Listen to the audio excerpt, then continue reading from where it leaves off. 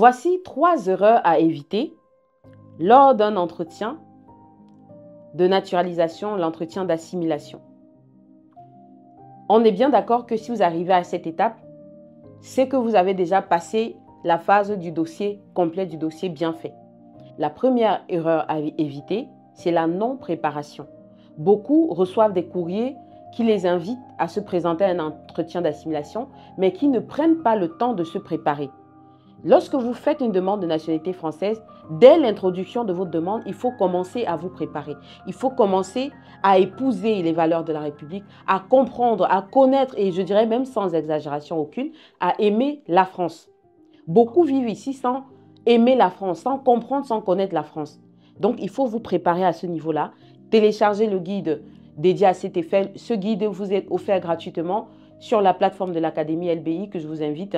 Abonnez-vous, prenez des inscriptions là-dessus. La deuxième erreur que vous faites très généralement, c'est la posture, c'est l'attitude que vous affichez le jour de l'entretien. On vous pose des questions, très souvent vous connaissez, mais le stress fait que tout ça part quoi.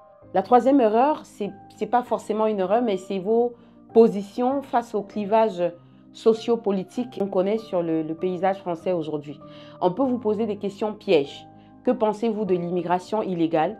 Que pensez-vous du flux massif des migrants qui arrivent en France depuis quelques années? Si vous êtes français, qu'est-ce que vous allez dire à ces migrants? Qu'est-ce que vous allez penser de ces migrants? Est-ce que vous êtes pour qu'on ferme les frontières françaises?